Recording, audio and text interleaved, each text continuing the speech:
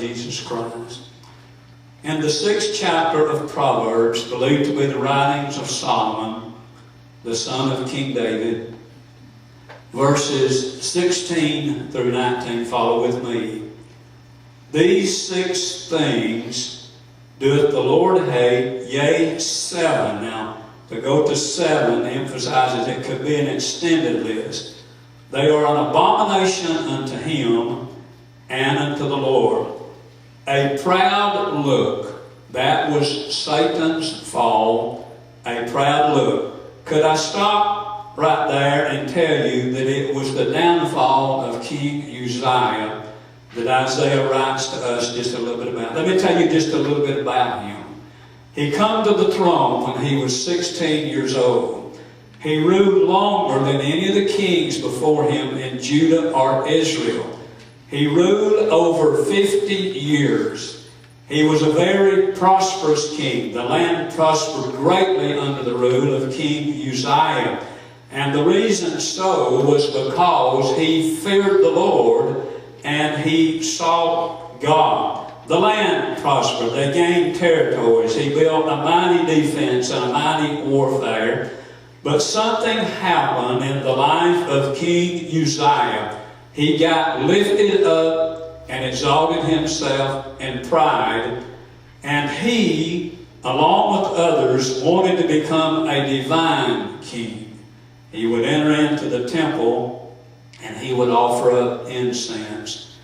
And even though he had sought the Lord and God had blessed him such, because of this sin and abomination of pride and the other things he did, God struck him with leprosy. And it remained with him the rest of the days of his life. And you know, leprosy, he had to be separated and isolated from his family and all the other people. And so some of his words had to be carried out by his son and deeds by others because God struck him with leprosy. A proud look. God hates that. No wonder the Bible says that God resists the proud and he gives grace to the humble. A lying tongue and hands that shed innocent blood. One interpretation says this does not just mean murder, but it means murder and destroying the character of people by words we say. And then there is a heart that deviseth wicked imaginations. Feet that be swift in running to mischief, and a false witness that speaketh lies, and he that soweth discord among the brethren. Of course, discord will be bringing division and casting things that cause trouble and here again destroy character of things. Along with these evil imaginations and divisive ways, there is a category that should be and intended to be included in here, and it is one of the things in the Old Testament and by the laws of the land that is considered a deep and a terrible sin, and it is the sin of being a thief, of robbing, of stealing. Roscoe P. Coltrane used to use these words. He said, "It is enough to cause you to be cuffed and stuffed," if y'all remember Roscoe P. Coltrane. But thieving was considered to be a horrible, horrible sin and abomination. Do you remember the story of when Jesus was crucified on the cross? The Bible said there were 2 malefactors that were crucified with him, one on each side. And the New Testament says these men were thieves, or they were robbers. Now, Jesus' life was cut short because of my sin and your sin, 33 years old. These other 2 men, their lives were cut short because of the sins that they committed, the sin of stealing or of robbing. Judas was a thief, and look what happened to him. In John chapter 10, Satan himself is called a thief.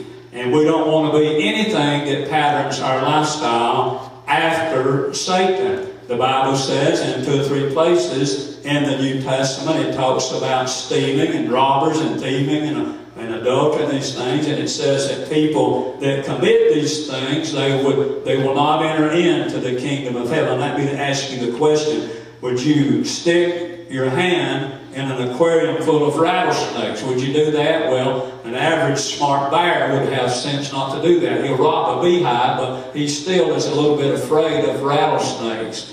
The other night when we had our service, with the joint service with the Hispanics, one of our members found a piece of currency in the floor back there. We all know what currency is. It's paper money. And this Christian brought this to me and gave it to me and said they found it in the floor. Now, if you lost this piece of currency, just tell me the serial number and I'll be glad to return it to you. And I'll be a little easier on you if that was yours. There was a couple of things unusual about this piece of currency. And if you lost that, we want you to get it and we want to give it back to you. And I told the leaders of the Hispanic church, if anybody claimed that, in the order and condition that it was in, to let me know, and we would be glad to return that to them. I am saying that to make a statement this way. I am one of the ones, and I fail God, I won't tell you that I don't, but I'm one of the ones that I just reverence this place. I don't always reverence it as high as I should. If I find a dime in the floor, I'm afraid to put it in my pocket because it's not mine. Now, if I find it out on the sidewalk, I'm probably going to stick it in my pocket. And if I found once in the bank in a line, I was in the line of people, and I was fixing to make a deposit or get a check cashed or something. And I looked, and right in front of me there was a $100 bill laying on the floor there. And I picked that up. And I looked around. I guess I had forgot that the cameras were rolling. God's camera's rolling, in case you don't know that. And I didn't really know what to do with that $100 bill. And just like I didn't know what to do with that piece of currency the other night. The first thing that come to me when a Christian brother handed that to me, there was something come to me and said, well, you've not had a good year and you've not had a good week. Just stick it in your pocket. But then I thought, that's not right. That's not what the Bible tells me to do. So I didn't really know what to do with that $100 bill. So when I got up to the teller, I told the teller there, and I said, you know, I found this piece of money lying in the floor between where I was standing and you. And the teller says, it's not ours, and I don't know what to tell you. And then I thought, well, I'm going to get to keep it. And all of a sudden, this woman rushed up screaming behind me. She said, it's mine, I lost it. So I gave her the money. You know, I could have used that $100, but it really wasn't mine. And to take things that are not ours is wrong. And we shouldn't do that. Now, if you should rob a bank, it's a criminal offense. They'll put you in prison.